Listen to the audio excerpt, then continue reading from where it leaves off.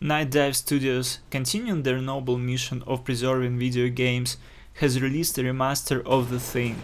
This 2002 game serves as a direct sequel to John Carpenter's cult classic film starring Kurt Russell. There's not much I can add to the endless praise this movie has received over the years, except to say that I absolutely love it.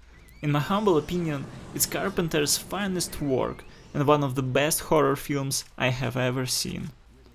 I decided to view the game through the lens of the movie and evaluate how closely it aligns with it. To do this, I asked myself, what does the thing mean to me? What components define it? What questions does it raise and how does it answer them? Is the thing enough?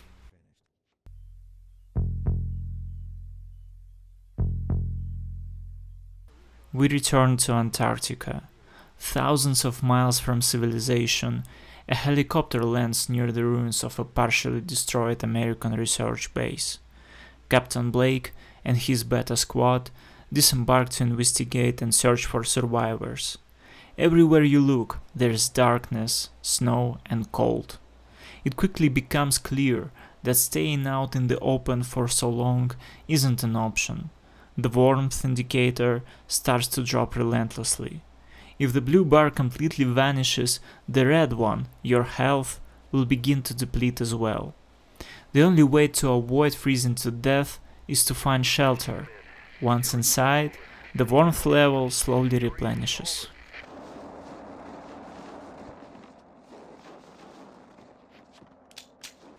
This gameplay mechanic creates tension and a sense of discomfort while exploring the locations. Every foray outside, every dash from one building to another becomes a race against the clock as you try to move as quickly as possible, sticking to navigation lights to avoid getting lost in the blizzard. Additionally, it establishes an invisible barrier around the setting. You can't escape from here. In the game, just like in the movie, the sense of isolation builds gradually. When we see the state of the Norwegian base in the film, surrounded by death and destruction, this scene serves as a kind of a prophecy, offering a glimpse into the future. It raises the question, what could have happened to lead to such devastation? From there, Carpenter methodically and cold-bloodedly answers that question. Ah, Christ, what is that? Chill out. Everybody keep tight till we figure out what's going on. In the game, this role is fulfilled by the American base. Here we are just immersing ourselves in the setting. Our ties to civilization have not yet been severed, and the helicopter is still an option to take us to safety. However, when the protagonist reaches the Norwegian station, or the Swedish station according to Macready, Hey, Sweden! Not Swedish, Mac, the Norwegian. this is where its icy grip envelops us completely. Soon enough, we lose any connection to the outside world, and along with it, the sense of control. I like how the game also plays with the sense of deliberate isolation. Remember how Blair sabotages all the communication equipment and disables the helicopter? At some point, Blake takes it upon himself to destroy the planes to prevent the thing from reaching the mainland.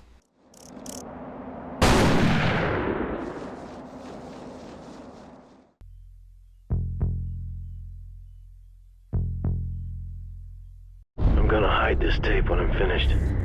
If none of us make it, at least there'll be some kind of a record. The storm's been hitting us pretty hard now for 48 hours. We still have nothing to go on. One other thing. I think it rips through your clothes when it takes you over. Windows found some shredded long johns, but the name tag was missing. They could be anybody's.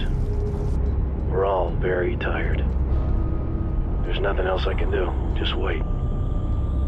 R.J. McCready, helicopter pilot, U.S. Outpost North 31. The central theme of the film and the original story is a paranoia. Can you trust your allies? And can they trust you? Each character, in addition to the straightforward health bar, also has a trust meter. When it's in the green zone, the character fully trusts you and will follow your commands. They will watch your back, provide fire support, and depending on their role, complete assigned tasks. Your team members can have one of the three roles. The first role is the engineer. The parents of these NPCs should be proud of them, as these guys play a crucial role in the game. Without them, you won't be able to unlock necessary doors or repair essential equipment. The second role is medics, another useful bunch. Their presence in the team isn't crucial, but it makes life a bit easier, as being close to a medic causes your health to regenerate quite quickly. And the last role is soldiers. They're rarely encountered, and it's not a big loss because I honestly don't understand why they're needed. Engineers and medics can also handle weapons and shoot quite accurately while contributing through their unique skills. Soldiers, on the other hand, don't bring anything to the table. Now let's return to the trust meter. When a character is in the yellow zone, they don't trust you. They won't go anywhere with you or follow your orders. Stay the hell away from me, I'm warning you! Williams, I need your help. Bullshit, you're infected just like the rest. Come any closer and I'll fry your ass. You need to prove that you can be trusted. To do this, you can either share weapons or ammunition, heal the character if they're wounded, or if necessary, perform a blood test to prove that you're not the thing. The character's reaction to a positive test result raises some questions.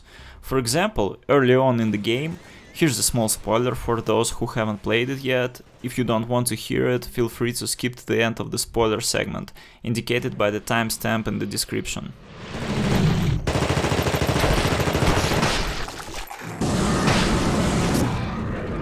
So, at the beginning, we encounter Pierce from the Alpha team. At this point, you'll have two other squad members with you. Pierce is clearly nervous and doesn't trust anyone until he sees the negative blood test with his own eyes. Then we find 3 blood test kits and return to Pierce. After conducting the test, we find out that 2 of our companions were actually the thing. Although, if you check them before entering the cabin with Pierce, the result will show that they are not infected. Alright, let's do this. This raises 3 questions for me. How is that, while we were together, they never attacked me, even though they had plenty of opportunities? Shit. Got your ass. Why did they fight monsters alongside with me the whole time? These first 2 questions can, to some extent, be answered by suggesting that they might have been infected, but hadn't fully assimilated with the thing yet. But the third question, why Blake and Pierce had no reaction to their transformation at all, I have no answer for. After all, this is the very first time we witness a person's transformation into the thing, complete with all the grotesque details of the process. Yet, Pierce and Blake reacts as if they're just dealt with a couple of cockroaches, rather than burning 2 of their comrades with a flamethrower.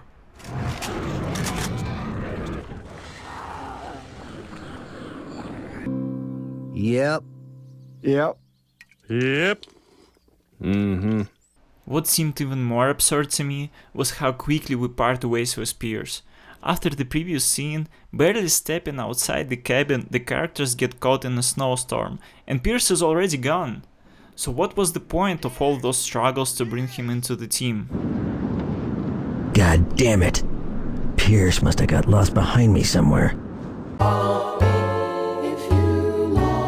The third trust status is red. This means that the character not only distrusts you, but also wants to kill you. The reasons for this can vary. You might have heard them during a shootout, or instead of de-escalating, you choose a more radical method of interaction, like deciding to knock them out with a taser in order to take their weapons and resources. This option is also available here. We've talked a bit about the paranoia of the characters towards you. However, what if you don't trust the character yourself? That's a very good question, I'm so glad you asked. At the very beginning of the game, one of the Blake's key tasks is to protect the team. And I believed in that task. Every time I had a group of NPCs ready to follow me through the icy hell and back, the first thing I did was check them for thing vibes. Once I confirmed their reliability, I protected my guys like a hawk protects its chicks. I kept a close eye on them, kept them away from danger, and if I expected a serious firefight around the corner, I'd leave them in a safer spot, afraid that random damage could lead to infection. And every time, a trusted guy with whom I had gone through thick and thin either disappeared when transitioning to another level or turned into the thing just minutes after I had checked him, I felt a pang of disappointment from losing yet another companion without having had the chance to truly bond with him.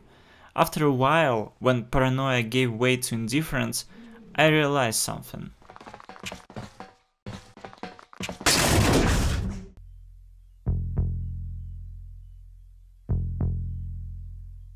Let's recall the film and how accurately it portrays the sense of doom the researchers on the Antarctic station are facing. The closer we get to the end, the fewer hints of hope or any optimistic outcome there are. The norms of civilization gradually fade and collapse as the situation spirals out of control.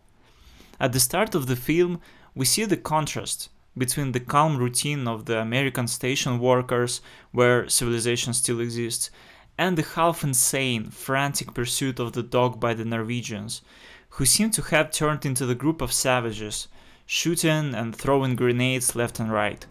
They can no longer act cautiously. Communication is an unaffordable luxury, and it's not about the language barrier. They've already crossed the threshold of terror, where nothing matters but their own survival.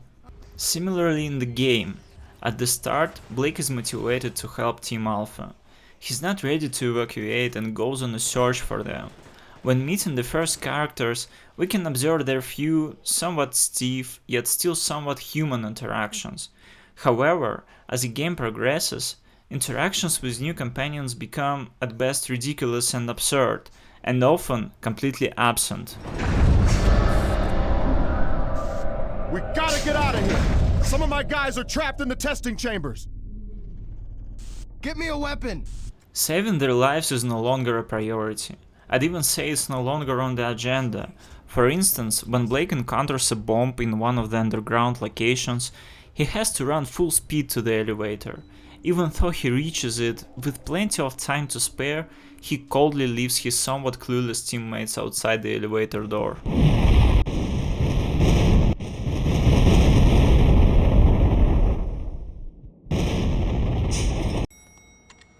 Hold the elevator! I remember this. What's your ID number? It's 1142. Eat my ass! Someone might say that this is just a bug or an underdeveloped AI. Maybe. But could it be that it's not about the limitations of early 2000s game design, but rather about how NPCs evolved to an NPC in the face of terror? Especially since the game also features a fear system.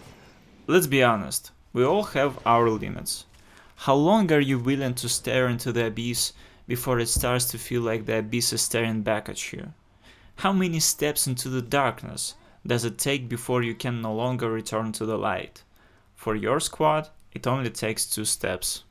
By default, NPCs are in a normal state, but when they come face to face with the horrors of the game, such as entering a blood-soaked room, seeing disfigured corpses, or being overwhelmed by a large number of enemies, they enter a state of fear. Here, I must give a credit to the game. The characters panic very realistically, mumbling to themselves that they're all going to die, they might wet themselves, and seeing a particularly gruesome sight might even make them throw up. Yes, sir! Man, that's wrong. We're screwed. Man, we're gonna die here! A good commander must get their soldiers out of this situation, otherwise they might lose their sanity. In this case, they need to be brought back to their senses quickly, and the best way to do this is with an adrenaline injection. If you fail to do this, your companion might end up taking their own life, or even attacking you. In conditions where even the bot starts to panic from the terror, you can only rely on yourself and your weapon. The game features several types of enemies. The scuttlers are small spider-like creatures that are essentially parts of the human body with legs. The game's creators were clearly inspired by Norris' head from the film. You gotta be fucking kidding.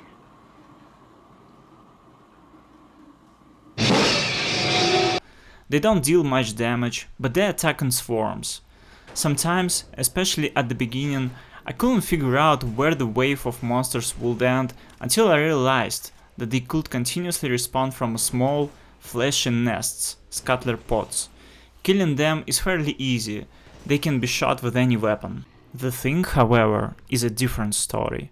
Firearms can only weaken them, and to truly defeat them you need fire. They look grotesque and highly diverse. There are humanoid things, dog-like things, and some creatures that are so mixed up it's even hard to describe what they are. All of them deal significant physical damage and generally leave a very unpleasant aesthetic impression. The game also features a few bosses.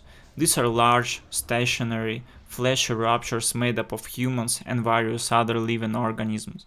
In the film, MacReady faces something like this at the very end, when a thing composed of Blair, Gary, Knowles and Windows emerges from under the floor. The strategy for fighting them is the same: fill them with the bullets, then roast them with intense fire.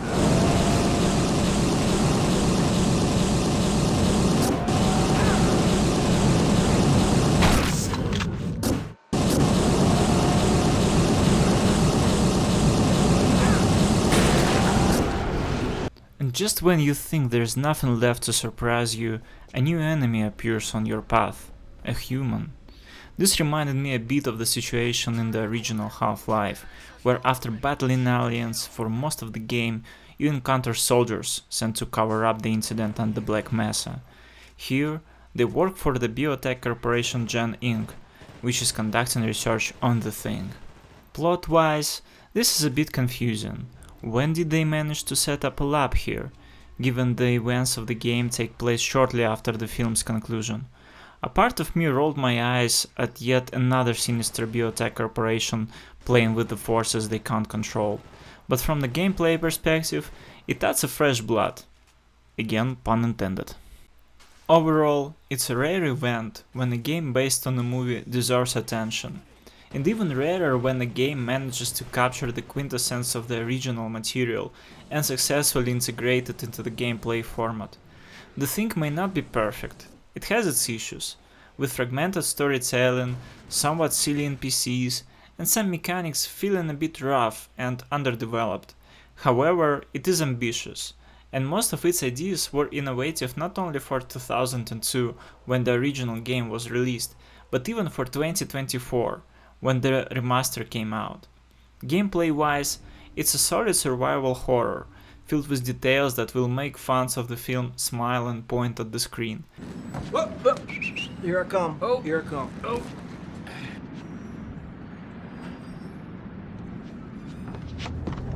Blake, where'd you come from? Highlighting parallels and references to the movie, and most importantly, the game successfully conveys the seemingly inimitable atmosphere of the film. So to answer the question of whether the Thing is the thing enough, I will say yes, it's just the right thing. Now share your thoughts on the Thing in the comments. Have you played it before, or did remake catch your attention? What are your thoughts on the movie? I'd love to discuss it with you. And as always, thanks for your attention. This was Radio Nick, see you next time. It reeks of fuel in here. Must be all over the place. Oh, man, we're gonna die here.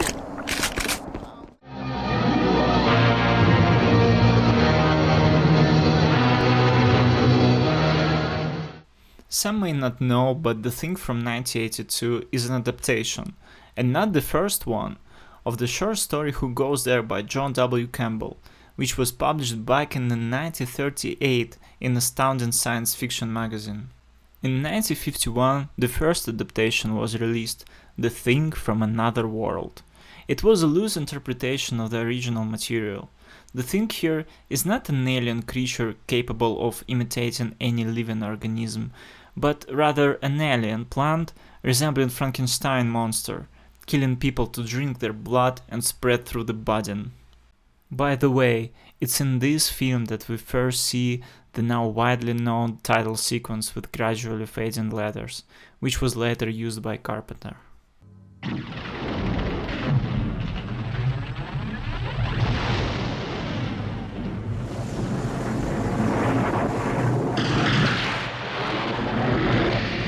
The film has different characters, though they have the same archetypes.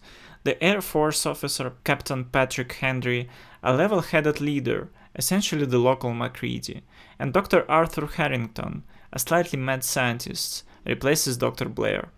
Of course, by making the main antagonist a monster, quite typical for a mid-20th century science fiction horror, the film completely loses the sense of paranoia that the novella relied on.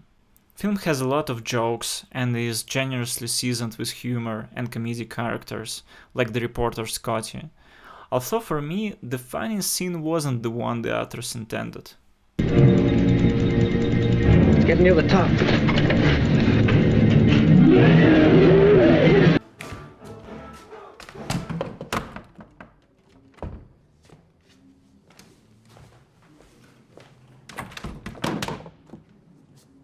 The characters, even when facing mortal danger, maintain their composure, sense of humor, and generally behave somewhat cowboy-like.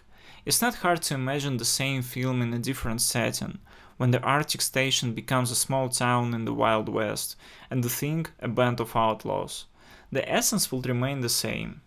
The Thing from Another World is also interesting to watch even today, but don't expect much darkness from it. Being a product of its time, the post-war years, when people had already suffered enough and seen their fair share of sorrow, there was a sense in pop culture in need to soften the edges and not exaggerate the bleakness. But it's still a good movie. It has an atmosphere of isolation, and it creates a pleasant sense of tension and excitement. Found in a hostile environment, the characters barricade themselves in a small stronghold of warmth and safety, while somewhere in the darkness of the snow and cold, killer from another world watches them.